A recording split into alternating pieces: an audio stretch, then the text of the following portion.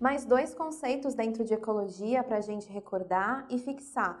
São muito importantes esses dois, por isso a gente vai falar deles juntos, porque normalmente no exercício eles aparecem juntos e é o que faz a gente confundir. Eles separados são fáceis de distinguir, mas juntos a gente normalmente tem um problema, que é o hábitat e o nicho ecológico. É bem diferente um do outro, mas a gente confunde. O hábitat é como se fosse a casa da espécie. Normalmente a gente usa isso para lembrar melhor a função, o que é o hábitat.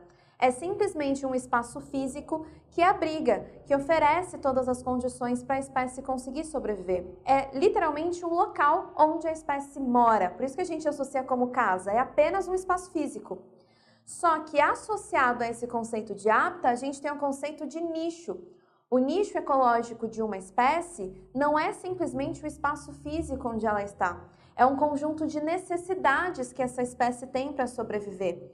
E ela só vai conseguir sobreviver dentro de um hábitat se lá dentro do hábitat tiver tudo que ela precisa para sobreviver, tiver o nicho ecológico dela. O nicho a gente pode definir como um conjunto de relações que cada espécie mantém com o seu ambiente.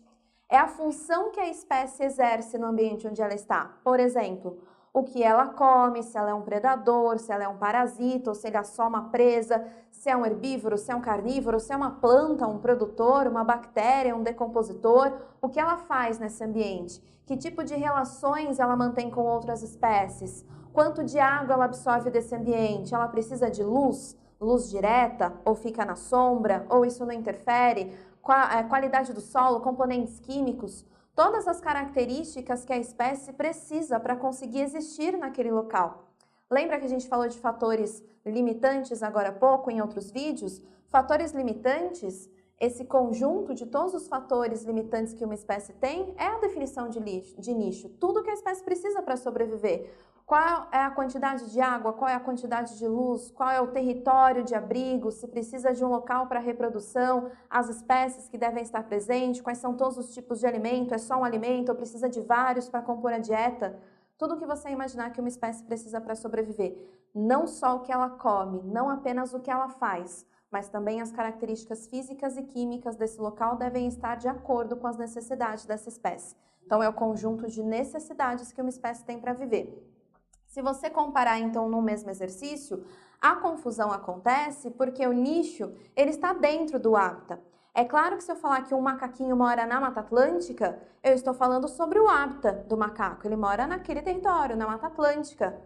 Mas o macaco não usa tudo que existe na Mata Atlântica para sobreviver, não come todas as comidas, não bebe toda a água. Ele tem alguns fatores limitantes para ele, para a espécie dele, que não são os mesmos de outras espécies.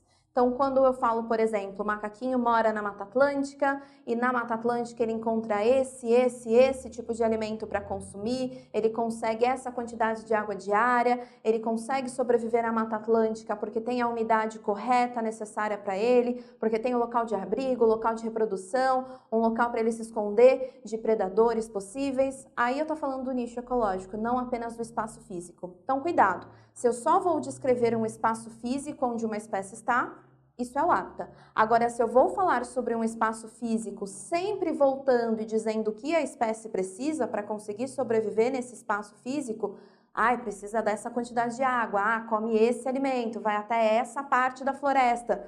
Quando eu descrevo o que a espécie precisa, aí sim eu estou falando de nicho ecológico. Então, cuidado para não confundir.